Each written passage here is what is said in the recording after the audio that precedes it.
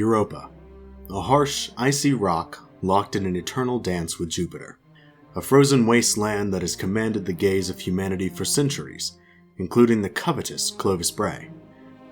Through his arrogance, the Vex were welcomed into this chilly world, and now swarm about like ants.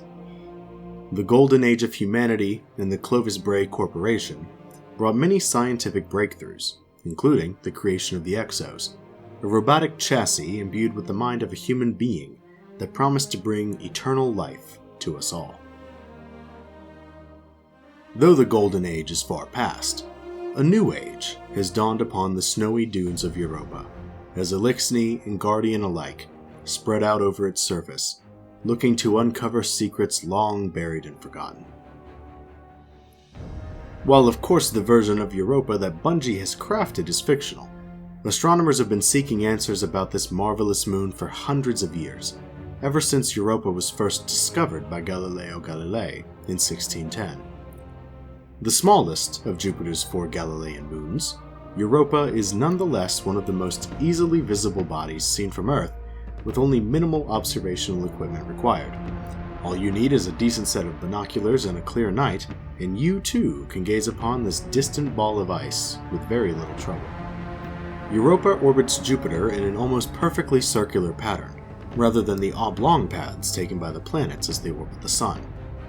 A full journey around Jupiter takes Europa a mere 3.55 days, a stark contrast to the nearly 12 Earth years it takes Jupiter to orbit the Sun. It is also tidally locked with Jupiter, meaning that the same face is always pointed at the planet, just like our Earth and Moon. This tidal locking, however, appears to perhaps not be 100% complete due to the different rotation speeds of the surface and core of Europa, and in some distant future, the Europa you might see from Jupiter's skies would be a completely different face than the one you would see today. If you could observe Europa from Earth at the same distance as our moon, you would realize that it's only slightly smaller.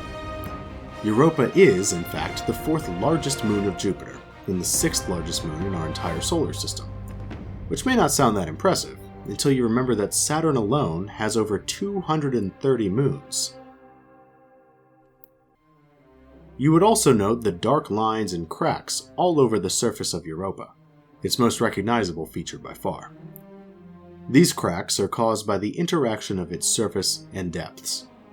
Europa is, at its core, a ball of iron nickel surrounded by miles upon miles of water.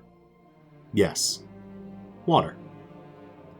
Nearly 100 kilometers of liquid water, with a volume roughly 2 to 3 times that of all Earth's oceans, stretches out from Europa's core until it freezes into a roughly 10 to 30 kilometer thick shell that makes up the surface of the moon. A surface that is relatively young by astronomical standards. It's roughly 20 to 180 million years old.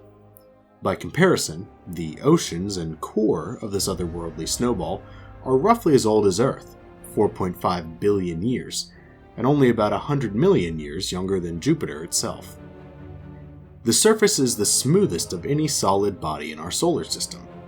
This may seem contradictory to the abundance of cracks and chasms just mentioned, but in the absence of volcanoes and craters like most other moons and planets in Sol, the crevices marking the surface are no more than the brief gaps between sidewalk sections on your walk home. These cracks can tell us quite a bit about Europa, much more than you might think. For example, their mere existence suggests that Europa was once more significantly tilted on its axis, akin to a planet like Uranus.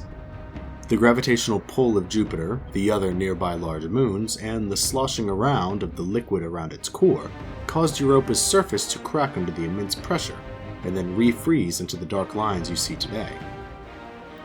Those lines, by the way, they're officially referred to as lineae, which means, you guessed it, lines. Astronomers are nothing if not direct. This crack-covered surface is kept frozen by the intensely cold temperatures, 110 Kelvin at the equator and only 50 Kelvin at the poles. The oceans below are slightly warmer and constantly in motion, allowing them to stay liquid rather than turn the entire moon into one huge, solid ball of ice. The warmer temperature at the equator creates the unique conditions for sublimation of the ice, the process whereby solids turn directly into gases without first melting into a liquid.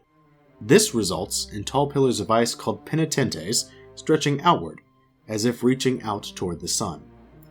These pillars are hypothetical and based on calculations and modeling, but data collected from passing satellites supports the existence of these wondrous spires, some reaching heights of 15 meters, or 50 feet. The region of Europa we explore with our ghosts is called Rathmore Chaos, something more long-time Guardians will remember was added onto our jump ship directories after our initial voyages to Europa.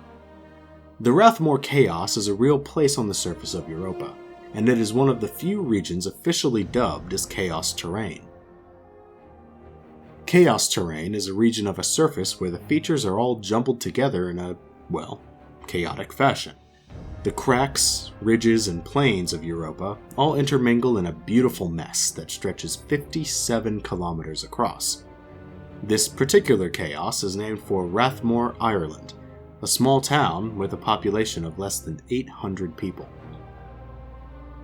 There is an atmosphere on Europa, a feat only observed on a handful of other moons in our solar system. The atmosphere is largely generated by the escape of water into the air.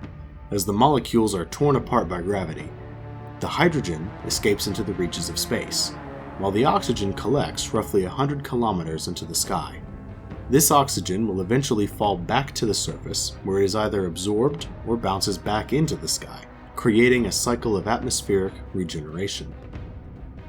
This atmosphere, while scientifically substantial, is not significant enough to sustain human life or anything akin to weather, as the gravitational pull of Europa itself is not strong enough to keep a more complex atmosphere in position. The gravity on Europa is a mere 13% of that which we experience here on Earth. There are no clouds, no rains, no winds, and no color to the sky. Whenever we Guardians see these things while on patrol on Europa, we are seeing the work of the Traveler manifest, the power to transform worlds beyond our wildest dreams. Perhaps the most notable thing about Europa is that we have recently detected signs of life-creating chemicals trapped beneath the surface and spewed into the air by cryogeysers. That's right, we have found potential signs of life in what is effectively our own backyard. The detection of the previously mentioned cryogeysers makes the possible collection of samples much easier than it would be to land a rover on the surface and somehow return it to Earth. These geysers, most active when Europa is furthest away from Jupiter in its orbital path, can spew plumes upwards of 200 kilometers into space. That's over 20 times the height of Mount Everest here on Earth. A satellite probe could somewhat easily be maneuvered into the path of one of these plumes and collect samples of whatever they contain. Sure, it could just be water and some other chemicals, but there is a reasonably high chance that such a sample would contain life. Single-celled bacterial brothers and sisters, just itching for the day when it's their turn to evolve and stare longingly into the far reaches of the cosmos. One question they may not have to ask, however, is humanity's favorite. Are we alone?